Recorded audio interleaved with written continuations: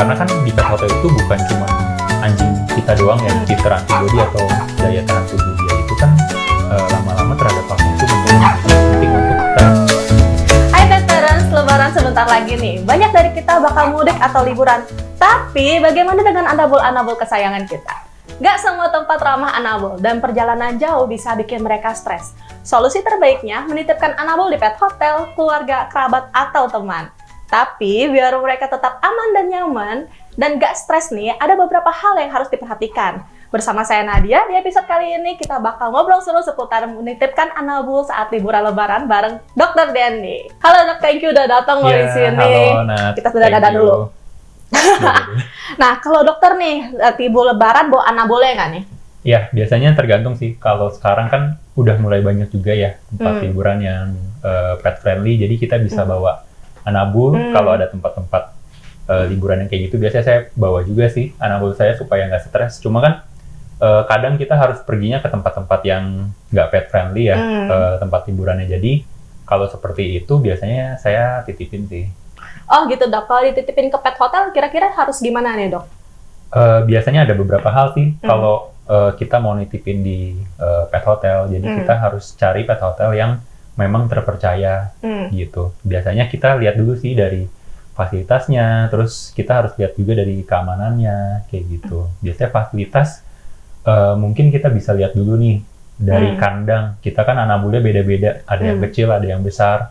Jadi kita lihat dulu ketersediaan kandang di pet hotel itu, ukurannya pas nggak nih sama anabul kita. Atau kadang-kadang kan anabul kita, dia walaupun kecil, cuman suka lari-lari, jadi mungkin kan harus, kalaupun kandang harus agak besar gitu. Kalau servis yang kayak harus update nih, kayak anabul saya sudah makan, kayak gitu kira-kira penting nggak sih Dok? Penting juga, servis-servis yang ditawarin sama pet hotel itu juga penting. Kayak misalnya bukan cuman update harian aja, bukan cuma laporan harian aja kayak video kayak gitu, tapi penting juga untuk kayak ngajak main anabul atau misalnya kasih waktu di luar kandang juga gitu. Aku jadi punya cerita Dok, dulu ya, aku kan punya anjing namanya Lulu nih. Terus aku titipin ke pet hotel, saat itu kan kayak tahun 2000-an ya, jadi kayak pet hotel tuh belum semarak kayak sekarang nih yang udah fasilitasnya ada CCTV, update terus-terusan, juga ada dokternya juga. Nah, kita tuh tinggal nih Dok seminggu, hari kelima mati. Di pet hotel ya. Nah, saat itu tuh nggak di-update gitu, Dok. Jadi kayak penting banget nggak sih kayak di-update sama ada dokter di dalamnya gitu? Iya, penting banget sih. Sebenarnya kalau ada dokter hewan, apalagi kalau misalnya udah pet hotelnya itu terintegrasi sama klinik, supaya kalau yang tadi Nadia bilang, kalau ada kejadian hewan mati mendadak, atau biasanya bukan hanya hewan mati mendadak, cuman kalau hewan ada diare, ada muntah, jadi bisa langsung ditangani sih. Tapi aku jadi penasaran Dok, kalau kayak gitu kemungkinan berarti anjingnya tuh kalau misalnya tiba-tiba murung, terus nggak mau makan, itu tanda stres bukan sih sebetulnya? Bisa iya, bisa enggak sih. Karena kan gejalanya itu murung, nggak mau makan gitu. Sedangkan dua gejala itu tuh bener-bener gejala yang umum banget terjadi di hampir semua penyakit anabul gitu. Jadi biasanya harus ada pemeriksaan lebih lanjut sih. Gitu. Makanya kalau misalnya ada dokternya kan langsung bisa dibawa, dicek, terus misalnya dicek juga status vaksinnya tuh biasanya. Makanya kadang-kadang sekarang itu kan klinik hewan juga gitu ya, sebelum dia dititipin ada beberapa syarat tuh, salah satunya biasanya vaksin. Oh berarti kalau misalnya kayak gitu kita persiapin apa aja nih Dok, biar kayak kita siap nih titipin anjing kita atau kucing kita tuh ke pet hotel? Jadi kalau untuk yang harus dipersiapkan anabulnya itu, pertama pastiin anabulnya ini dalam kondisi sehat dititipnya. Jadi biasanya kalau bisa sih diperiksa dulu ke dokter hewan. Jadi diperiksa ke dokter hewan, kalau misalnya ada masalah, ya sebaiknya jangan dititip ke pet hotel, atau kalaupun harus dititip ke pet hotel, dititipnya itu yang ada dokter hewannya. Supaya kalau misalnya ada terjadi apa-apa, dokter hewannya bisa ngambil tindakan dan kita liburannya juga jadi tenang gitu. Kedua, pastiin vaksinnya tuh lengkap ya? Dan rutin. Jadi karena kan di pet hotel itu bukan cuman anjing kita doang ya yang dititip, jadi kan ketemu anjing lain gitu. Walaupun gimana pun juga kan kita nggak tahu nih anjing-anjing lain ini di rumahnya gimana gitu. Jadi biar lebih aman, pastiin udah divaksin. Kalau perlu malah dikasih obat kutu juga. Kutu cacing penting berarti? Kutu sama cacing juga penting, karena kan pasti semua pet hotel saya yakin menjaga lingkungannya tetap bersih, anabulnya juga dijaga tetap bersih. Cuman kan kita nggak tahu ya kalau kutu itu kadang-kadang kan kutu itu kayak serangga, jadi dia bisa nyelip-nyelip di mana-mana lah ya.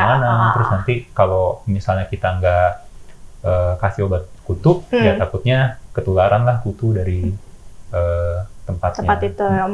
Kalau vaksin dok, berarti tapi kalau misalnya anjing aku kayak udah pernah vaksin nih sekali, terus yang kedua kali plus rabies, penting nggak sih sebenarnya vaksin tahunan juga untuk nitipin? Penting banget. Jadi biasanya titer antibodi atau daya tahan tubuh dia itu kan lama-lama terhadap vaksin itu menurun. Jadi penting untuk kita di booster lagi tiap tahun supaya lebih kuat. Nih, siapa nih yang suka skip vaksin Iya, tahunan nih ya? Suka ini sih, suka kelewat gitu kadang-kadang. Padahal itu penting sih. Oke. Terus kalau misalnya, itu kan gampang ya dok, kalau anabul kucing, anjing, sekarang tuh banyak banget pet hotel, tinggal pet parents menyesuaikan mana yang sesuai kebutuhan, dan kalau bisa sih ada dokternya juga nih. Kalau reptil dok? Reptil ya, iya. Ini paling susah juga nggak sih reptil kalau dititipin?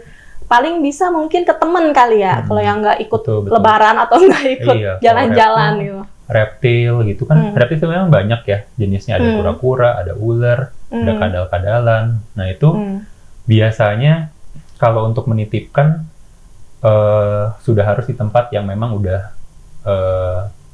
bisa atau biasa dititipin atau merawat reptil itu sih gitu. Karena kalau nggak biasa, mereka rentan banget untuk kondisinya menurun. Ya sama, bisa tiba-tiba bisa mati juga gitu. Karena kalau reptil-reptilan itu kehidupannya itu juga tergantung dari lingkungannya juga gitu. Kalau misalnya dia pindah tempat, sedangkan di tempat barunya itu nggak proper, nggak sama kayak yang seharusnya dia tempat tinggalnya, itu bisa fatal sih beberapa. Oh, berarti reptil juga bisa stres gitu kalau ke tempat baru. Kondisinya bisa menurun. Maupun cuma kura-kura dok yang cuma gaya jalan-jalan gitu doang. Betul, apalagi kura-kura kadang-kadang, apalagi kalau nggak biasa kan, misalnya kita menitipkan kura-kura atau reptil lainnya di tempat yang orangnya nggak biasa nitipin reptil, mereka biasanya nggak tahu tuh kalau misalnya perilaku reptilnya tuh aneh. Gitu. Nanti begitu kita jemput, kita yang biasa lihat reptil tingkah lakunya aneh baru sadar loh kok reptil saya jadi begini, kok kura-kura saya jadi nggak mau makan gitu. Padahal sebelumnya mungkin udah beberapa hari sebelumnya udah mulai nggak mau makan atau nggak mau minum kayak gitu sih. Tapi dok, kalau misalnya terpaksa banget nih, aduh saya harus menitipkan misalnya reptil saya ke teman saya nih, maupun teman saya nggak tahu caranya tapi dia mau nih. Nah persiapannya kira-kira apa dok? Sebenarnya kalau untuk reptil biasanya pastiin disiapin lingkungannya sih, kandangnya. Kalau udah ada sih ya udah ya. Cuman misalnya temennya juga pelihara reptil itu lebih bagus karena dia biasanya udah tahu cara penanganannya. Penanganannya. Dan untuk reptil biasanya sih fasilitas atau barang-barang yang dibutuhin itu kandang sama beberapa mungkin butuh penghangat, beberapa butuh bedding. Bedding itu kayak alas misalnya, butuh kayak kokopit atau butuh kayak pasir kayak gitu, tergantung reptil. Penghangat ini tuh lampu yang terang itu bukan sih dok? Bukan kayak penghangat yang anget-anget yang api gitu kan maksudnya? Jadi ya penghangat di sini maksudnya biasanya sih paling sering ya lampu yang reptil itu. Betul, ya, yang panas banget itu. Ya, jadi kalau reptil beberapa misalnya kayak kura-kura dia butuh UVA sama UVB, tergantung kura-kuranya. Jadi biasanya kalau kura-kuranya butuh panas, berarti kita harus siapin lampu yang panas plus lampu UVB buat metabolisme tubuh dia gitu. Cuman kalau misalnya nggak ada, mungkin harus dikasih note tuh, dikasih catatan ke teman atau kerabat yang kita titipin, mungkin harus dijemur. Gitu, atau beberapa mesti direndam. Oh, berarti kita harus bikinin list-listnya ya. Betul, kegiatan kura-kura kita hari ini dan persiapannya. Jadi kadang-kadang juga misal ular kapan dia harus makan.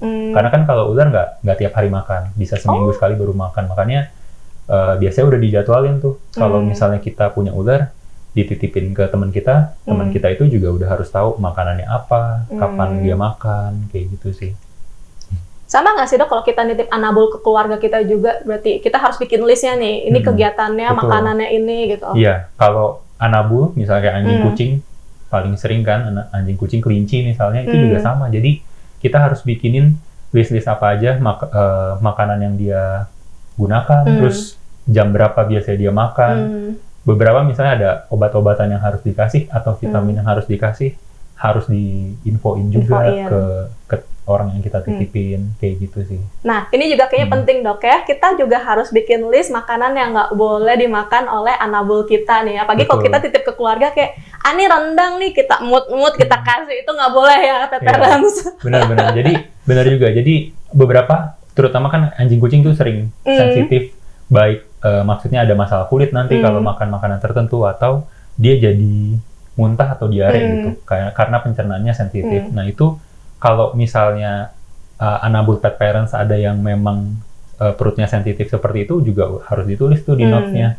Dibikin list aja ya. Supaya kan kadang mungkin orang yang dititipin nggak tahu, tiba-tiba dikasih makan, nanti kalau misalnya ada apa-apa, jadi nanti dia bingung kok tiba-tiba garuk-garuk atau gatal-gatal. Iya, gitu. Berarti penting juga nih dok, kita kasih tahu kalau misalnya anabul ternyata kita sakit nih pas dititipin, kita kasih list kayak nih nomor yang harus dihubungin, terus juga kliniknya yang mana aja, yang biasa juga gitu. Betul. Dan juga biasanya sebenarnya pilihan terbaik itu kalaupun kita mau nitipin hewan ke keluarga ataupun teman kita, pastiin dia juga udah bisa ngerawat hewan sih, gitu. Paling bagus sih gitu ya.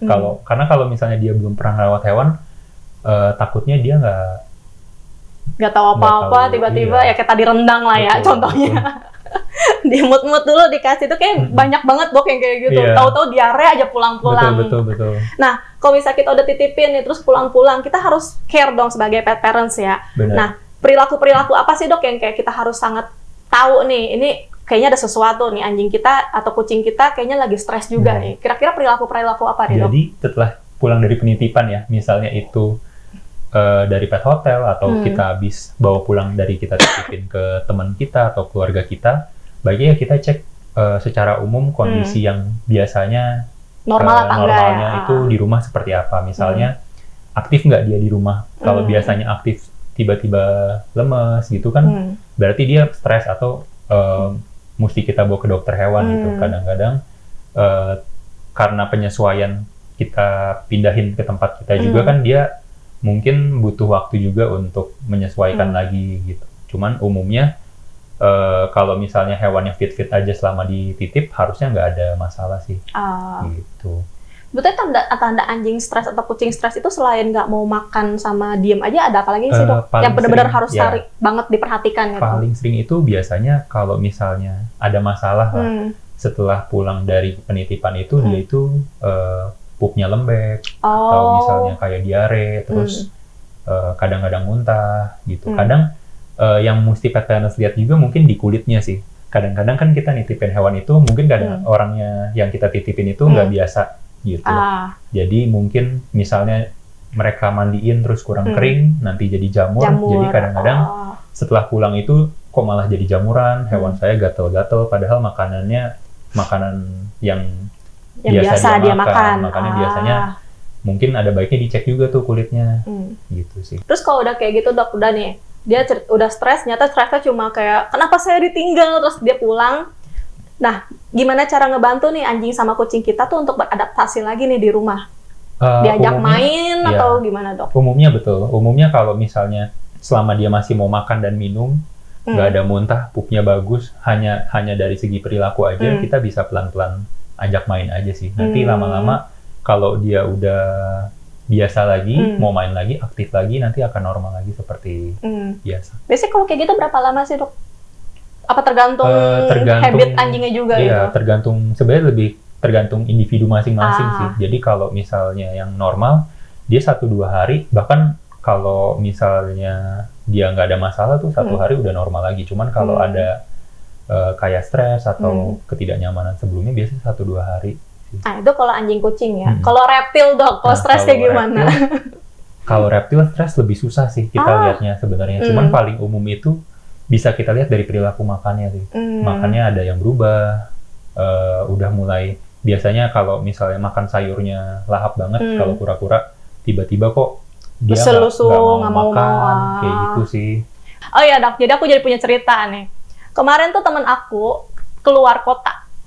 Gara-gara perusahaannya itu bilangnya 3 hari aja ya di luar kota, ternyata 1 bulan. Dan kucingnya tuh nggak dititipin sama sekali, Dok. Dan dia nggak ngasih tahu siapapun kalau Jadi- kucingnya di apartemennya selama sebulan itu. Jadi kucingnya di Jadi sama apartemen kita tuh sendirian? di rescue. Oh, Jadi kucingnya tuh kita dateng, itu tuh kurus kering dan dia sampai makanannya yang dikarung-karungin gitu dirobek semua, air bener-bener habis sampai air toilet sampai yang di wastafel semuanya nggak ada, Dok. Sampai segitu kacaunya. Iya. Itu pentingnya nitipin kucing atau Annabelle ya, jangan mentang-mentang 3 hari aja benar-benar. di apartemen ternyata kucingnya 1 bulan di kamar itu tanpa makanan yang layak ya, mentang-mentang ya sampai ini, Dok, kayak ditaruh makanan di rak-rak diambil semua 1 bulan itu sampai dari 8 kilo jadi cuma 5 kalau nggak salah kemarin, 5 apa 4 sampai kurus segitu. Iya, parah banget sih itu. Sebenarnya sangat nggak disaranin sih kalau untuk kita ninggalin kucing Maupun cuma 3 hari ya. cuma 3 hari tanpa ya mungkin pemikiran temen Nadia cuman ya cukup lah mungkin makanan ditaruh aja gitu. Cuman kalau misalnya nggak ada kejelasan sebenarnya sangat nggak disaranin sih. Tapi untungnya, Dok, itu kucing pintar, jadi kayak ngambilin makanan dia. Jadi kayak yang makanan yang di dalam-dalam tersembunyi Iya. snack kecil dia dibongkar semua, bener-bener ludes-ludesnya ya. Intinya dia bertahan hidup sih. Iya, untuk pas kita rescue diselamatin katanya ini nggak apa-apa.